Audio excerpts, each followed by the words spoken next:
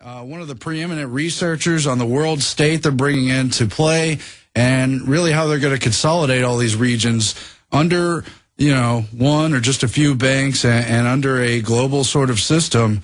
So, Alan, I'd like to bring up, how fast is this coming down? How fast is it going to be the kind of widespread depression that perception alone won't be able to mask? And what will they do with the so-called revolutionary masses, whether they've identified the right problem or not? Well, they already have their plans to deal with the revolutionary masses. They know who everyone is, and of course the Internet's fantastic for that because they've got their pulse on the public all the time. There's no privacy at all. It's all for data collection. And so they'll be dealt with quite easily. They can come in and take them out very quickly, in fact, if that's necessary or they deem it necessary. And you already have internal armies set up. I mean, police are not police anymore. They haven't been police for a long time. They're really military guys. Most of the recruits for the last 15, maybe even 20 years are from the military. And they've had all the experience in rounding up people and putting them in camps, etc. That'll be done very, very quickly. We saw that done, in fact, during one of the Olympic Games, I think it was, in the States. And they went out, and within a couple of hours, had everyone rounded up that was on a list, hundreds and hundreds of people. So it's quite easy to do that, the practice for an awful long time. So they're not worried about that at all. In fact, I think they want to understand that the battle is for the majority of what they call the silent majority in the general populations. There's always, the bulk of the population will always go with the regular media, the status quo. The answers are given are enough to satisfy them. It makes them feel comfortable and cozy. They feel they're part of something. The image that's presented as their nation, their country, and all that kind of thing. So rioters will be presented really as the new terrorists, you see, and that actually brings the silent majority closer to government for protection, and they're all for whatever measures are necessary to subdue this, what appears to be riotous mobs in society. That's how it's going to be presented to the public.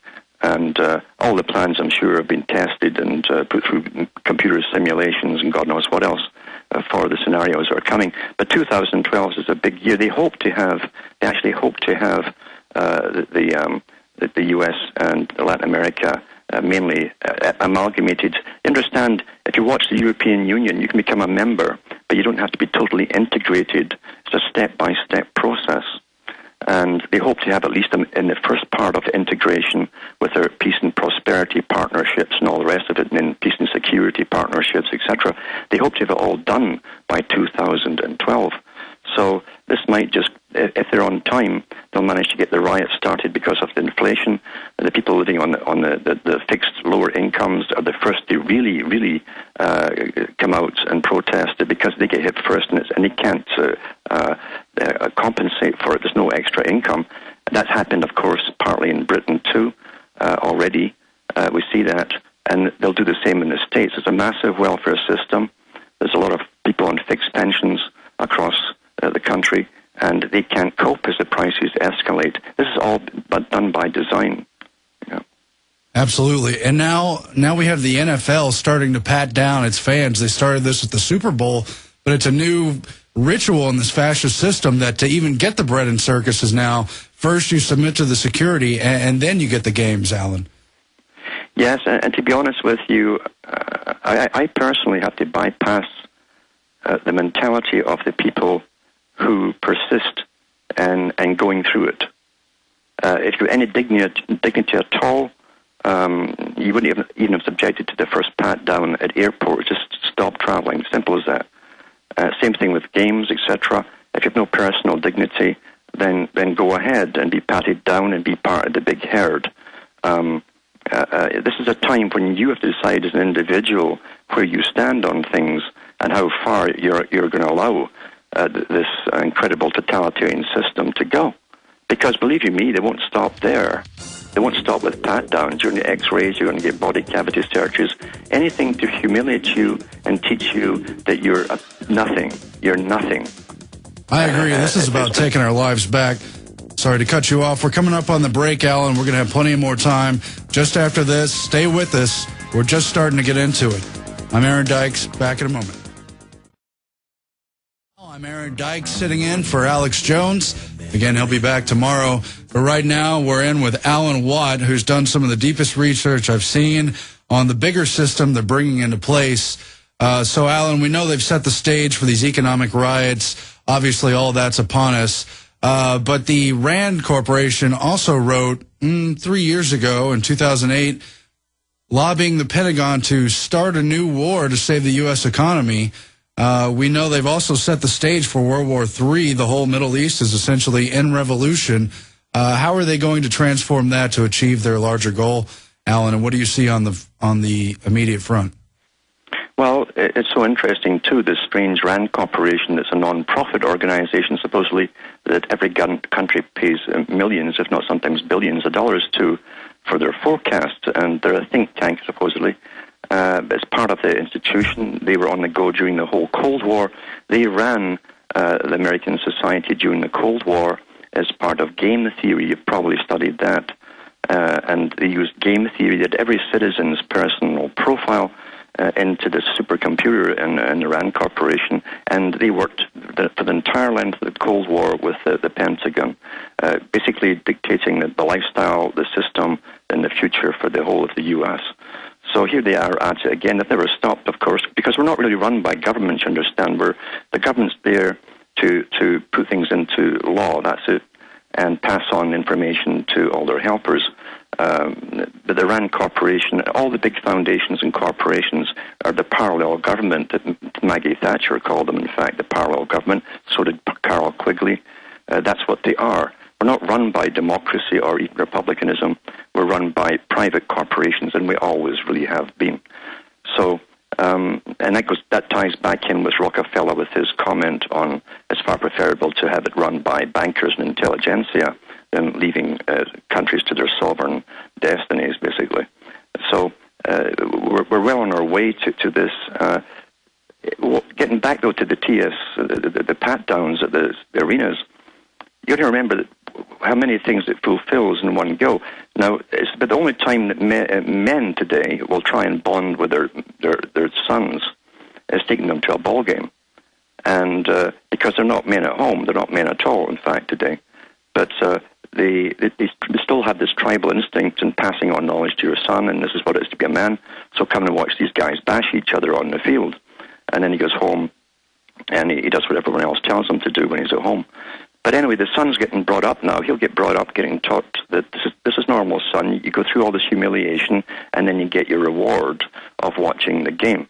And so that it's going to help to train the next generation. This is here forever, this system, for our lifetimes at least. This is here for an awful, awful long time. It's called perpetual war, constant conflict, they called it in the military magazine. And this is what they have got planned for generations, is to bring this whole world into this new order of things. And it's a completely new way of living. It's a system where you can't decide anything pretty well on your own as an individual.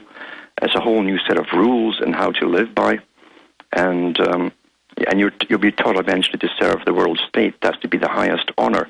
They're already pushing all of that across Europe big time. They call it communitarianism, where the federal government is supposedly decentralizing its power down to the local level.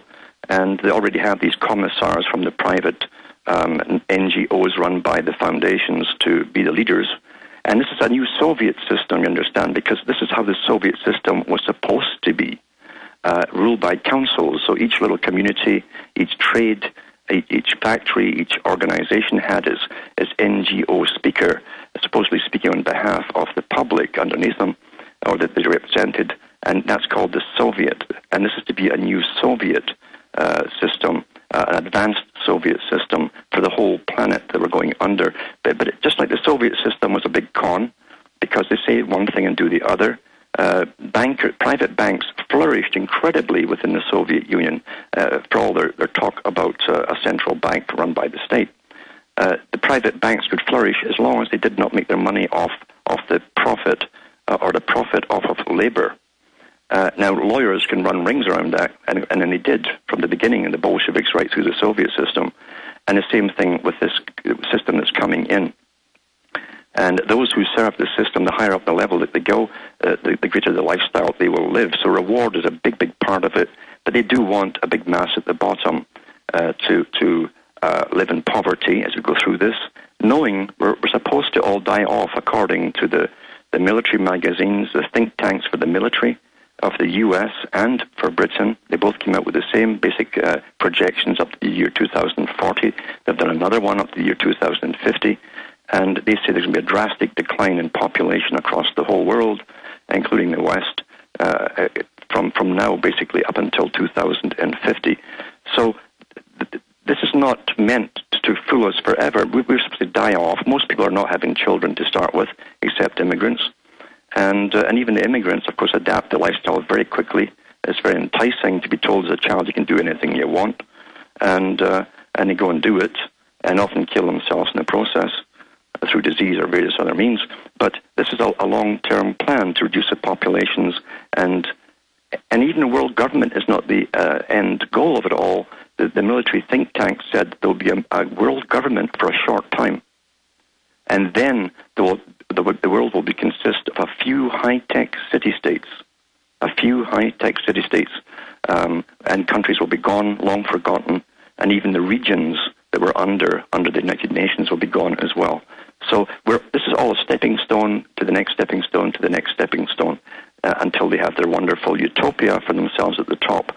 High-tech city-states, those who survive will be in the science industries, basically, high-tech sciences, and the rest of the old laboring classes will be unnecessary. In the meantime, China will supply the labor and the manufacturer to keep essential things going until they bring it all down. So you're looking literally ahead for another 40 years, step by step by step. What we're going through right now is just the chaos to get us to amalgamate the continents completely into the regions, and then to allow a brief time for the United Nations, the World Bank, to take over, the Bank for International Settlements, and the IMF to run the economy and distribute the wealth of the world. This is what they call it. It literally means rationing out food.